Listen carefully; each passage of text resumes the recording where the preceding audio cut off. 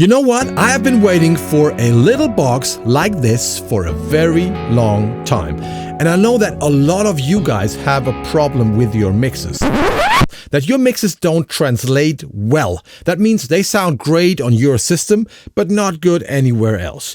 This box might help you, because what this is, it is basically room correction in a box. It sounds great, it's portable, it's latency free. How cool is that? And because you put this right in front of your monitors, in front of your studio monitors, that means anything you play back can be from your DAW, can be from Windows Audio, like Spotify, YouTube, whatever, can be an analog console, can be a live input. Anything you play back will be corrected by this.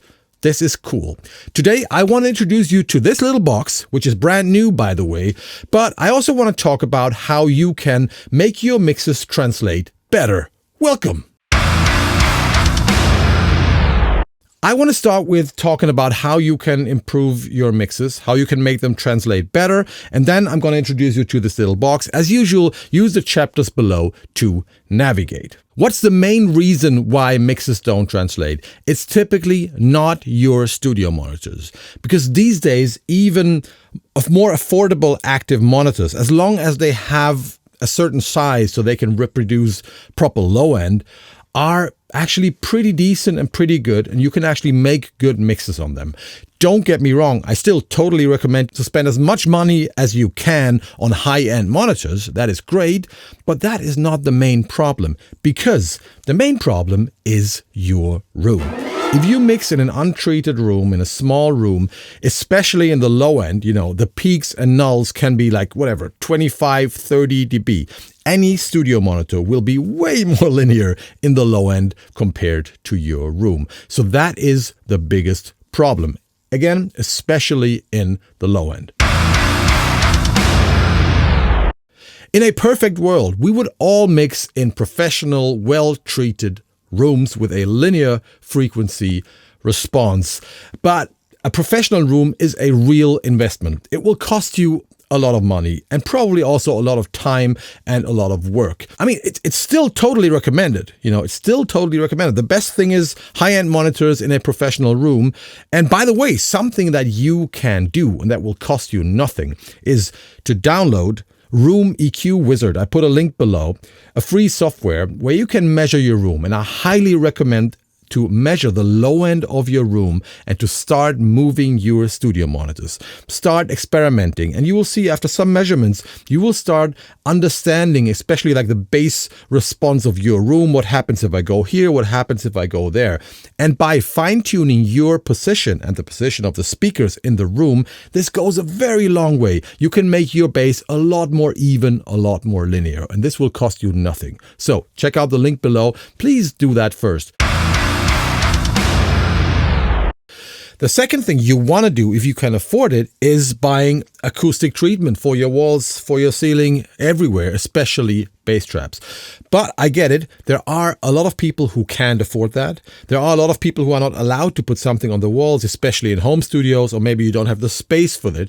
Or, and I have been in that situation lately quite a lot, you do mobile recording and mobile mixing, where you just put into a room, into a situation, and have to work there, okay? This just happened to me. Watch this video here at MetalCon, where I did a guitar recording session, guitar sound check, and they put me into a live room with no acoustic treatment for mixing, and I was just forced to work there. And this is where I highly recommend to use EQ, to EQ your system to sound more linear. Let's talk about room EQs. I used to be very skeptical. I used to be an enemy even. And let me explain why. Let's just say you have a bump at 81 hertz, 6 dB bump or something. Of course, you can EQ that out, but the problem very often is that this frequency is also a room mode. A standing wave where the frequency fits between two walls, for example. And that means that frequency is going to ring longer. The reverb at that frequency is going to be longer. So if you play that note, it's going to ring longer and it's going to smear your bass and make it sound boomy and less tight. And this is something that you cannot EQ out. Simple physics. So I used to be like very stubborn saying like, no, EQ correction is wrong. Until a few years ago, I tried like the newer version of Sonarworks. And I had to admit, it sounded pretty damn nice. And wherever I tried Sonarworks, it worked. So I was using it in good sounding rooms like this one, just to fine tune the low end a little bit, and it made it better. But I was also using it in, you remember Frankfurt where I did that guitar session, where I was in that live room. First thing we did is we sonar worked the room and it sounded so much better. Not only the low end, but also the stereo imaging, everything. So I've become a real Sonarworks fan because I haven't been into a room where it didn't improve things. And this leads us to this little box again. This is the brand new Audient Oria Mini. And this is basically Sonarworks in a box. And now you might ask, why do I need Sonarworks in a box? Now, let me explain. So this is a hardware box with a DSP. And this is how you use it. You just put it in between your converter or your monitor controller and your speakers. There's a stereo input, both balanced TRS analog connections and digital SPDIF. And then there are 3 outputs, stereo outputs for your main monitors and an additional output for your subwoofer. And you got USB to load the control software. But all you gotta do is, you gotta load your existing Sonarworks profile into this thing, and this will do the work for you. Then you don't have to touch it anymore. You can throw it behind your rack if you want. It's just gonna work. And the cool thing is, no matter what you play back, if it's a live input or if it's coming from an ASIO software like Cubase, Logic, Pro Tools, or if it's coming from Spotify or YouTube, everything will be corrected. Nothing really spectacular here. You basically can load 4 profiles here, which I don't really need, but you can do it and you can go through those different profiles. Well, it might be useful for some people. Maybe you want to have, let's say, a linear correction, then you want to have a linear correction, but with a little high or low boost, because that sounds better to you. Some people like Sonarworks emulation of cell phones or of an NS10 speaker or something like that. Whatever, you like on the fly, you can switch between 4 different profiles. And you have a signal LED, so you see there's some signal coming. That's all you can do on this. So let's have a look at the Oria control software. So I've got this hooked up now, and if you connect this via USB to your computer, this is what you see. Basically, once you've created a Sonarworks profile, you can just import it here, either an Oria profile or a Sound ID profile, which is Sonarworks. And I've done that already. Here you can switch between your different profiles. So this is Kohle Killer Eve 70. This is what I use. Here you can see my speakers, left, right, subwoofer. I don't have one. And if we click on speaker setup here, you can see the correction of the left speaker and the right speaker. So as you can see, I'm only correcting them below, what is that? 400 Hertz. There was nothing needed here.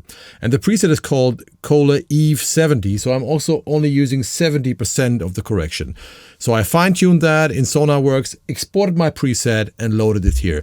I would prefer to be able to tweak that in here, dear Audient. That would be even better, but it works. So these are my speakers. You can even like go here, then you can see it. It's like 4 dB of correction. Then you can switch to, for example, let's say a smartphone simulation, and you get like a crazy EQ, right?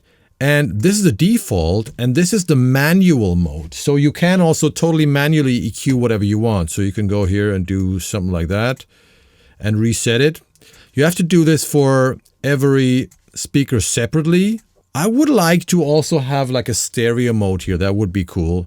Right now you have to do this like separately. But if you don't want to use Sonarworks, you can do this manually. And you can also buy this product without Sonarworks, okay? So you can EQ whatever you want, can add lots of EQ bands down here. So that is nice. Additionally, and I think a lot of people will like that, Oria can also be used as, let's say, a simple stereo in 2+1 out monitor controller. But you can see there's a volume here, right? So you can change the volume, you can mute the output, you can dim it, You can even set how much you want to dim it, and you can, set it to mono or swap the phase on one of the channels. And this can either be controlled here in the software, but you can also use an Oria app on your iPad. Or you can use one of those Elgato Stream Desks and do it from there. So this is quite cool. So if you don't need more functions than this, then this can even replace your monitor controller, right? Very simple, especially if you don't have several inputs.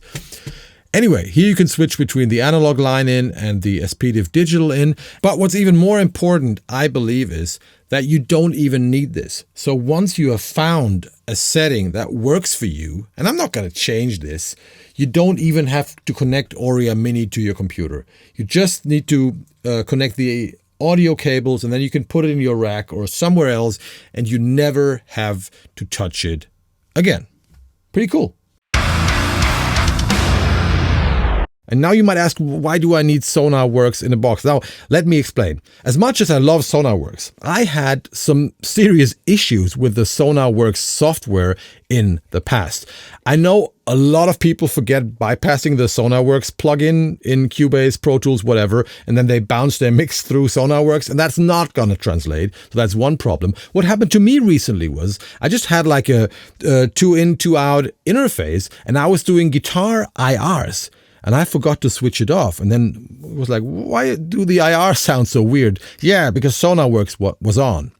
The other thing, what never worked for me, never, was the Sonarworks Windows software. So you can have this as your main Windows audio output driver. Never worked for me. So I always ended up with having Sonarworks on my DAW, but not when I played something back from YouTube or Spotify, which was really annoying. Recently, I was working on an analog desk. How do you integrate Sonarworks there? Problematic, right? So this is just a set and forget approach to Sonarworks. And that will make my life a lot easier. What are the things that I don't like? Well, some people might say, hey, why isn't there a digital output as well? Because there are studio monitors these days with a digital input. That is something they could have added, if you ask me. I don't have any digital monitors, but that's kind of cool. On the other hand, I gotta say, even if you use the analog in and output, which introduces another conversion, obviously, the Audient converters sound great. They sound great, and I think I wouldn't survive a blind test, so I don't mind at all putting this in between my converters and my studio monitors. The other thing that I would like to see is that you can both use Sonarworks, but then still within the Oria control, fine-tune this a little bit. Right now, you just load a preset, and that's it. Then you have to go back to Sonarworks to fine-tune it or to change something. Or maybe you just want to, like I did here, maybe you just want to correct a narrower frequency range, or you don't want to use 100% but less, or you want to have a little high lift or low lift, whatever.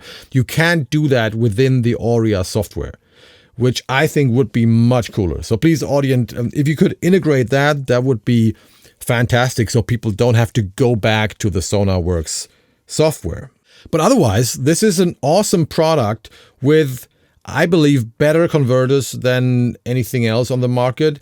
And it uses Sonarworks, which for me is an industry standard these days and a software that I trust. So, Sonarworks in a box.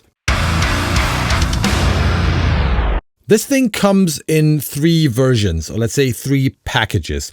If you are completely new to Sonarworks, you can buy the big bundle, which consists of the hardware and a Sonarworks license and a measuring microphone. You'll use the measuring microphone once, to measure your room. Use the Sonarworks software to do that. Then you put your profile into this and start mixing.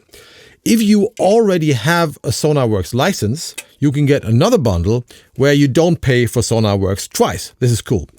And additionally, some people who might just want to EQ their room manually, you can also do that with this thing. There's like a free EQ that you can use. And by the way, going back to that Room EQ Wizard software, it can actually give you like a suggestion what you should correct, and then you can type that into this EQ here. So you can both do manual EQing and automatic EQing with Sonarworks. You can either just get the box or the whole package. I'm very happy about this. When Audient told me they're coming out with something like this, I was like, yeah, this is what I have been waiting for. And I'm sure this will help me both here in the studio and on the road. Check out the links below to all the different links to that product. They're releasing it today.